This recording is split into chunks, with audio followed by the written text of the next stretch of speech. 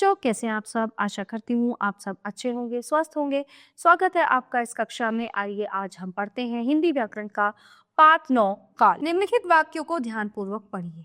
गौरव गोवा गया था, गौरव गोवा जा रहा है, गौरव गोवा जाएगा। काल का अर्थ है समय। उपयुक्त वाक्यों में क्रिया के अलग अलग रूपों से उसके होने के समय का बोध हो रहा है। ठीक है, गया था अर्थात बीता हुआ समय, जा रहा है अर्थात वर्तमान समय तथा जाएगा अर्थात आने वाला समय। काल के बदलने पर क्रिया का रूप भी बदल जाता है, तो क्रिया के जिस रूप से उसके होने के समय का बोध हो उसे काल कहते हैं। इस आधार पर काल के 3 भेद होते हैं: भूतकाल, वर्तमान काल और भविष्यत काल। भूतकाल, भूत यानी बीता हुआ काल, समय अर्थात बीता हुआ समय।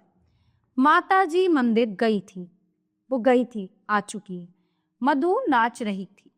तो उपयुक्त वाक्यों में गई थी और रही थी शब्दों से क्रिया के बीते हुए समय यानी कि जो हो चुका उसका बोध हो रहा है। तो इस प्रकार क्रिया के जिस रूप से उसके बीते हुए समय में होने का बोध हो उसे भूतकाल कहते हैं। वर्तमान अर्थात चल रहा समय। प्रिया गुड़िया से खेल रही है, छात्र पाठ पढ़ रहे हैं।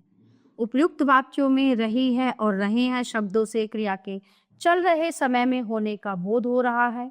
इस प्रकार क्रिया के जिस रूप से उसके वर्तमान समय में होने का बोध हो उसे वर्तमान काल कहते हैं। भविष्यत काल, भविष्यत अर्थात आने वाला समय।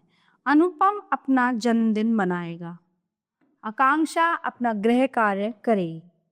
उपयुक्त वाक्यों में मनाएगा तथा करेगी शब्दों से क्रिया के आने वाले समय में होने का पता चल रहा है। तो इस प्रकार क्रिया के जिस रूप से उसके आने वाले समय में होने का बोध हो उसे भविष्यत काल कहते हैं। जैसे जो क्रियाएं आप सदा करते हैं या होती हैं वे वर्तमान काल के अंतर्गत आती हैं। जैसे सूर्य पूर्व दिशा से उदय होता है, विद्यार्थी प्रतिदिन स्कूल जाते हैं।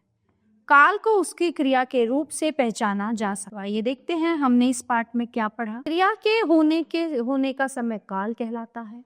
काल के 3 भेद होते हैं: भूतकाल, वर्तमान काल, भविष्यत काल।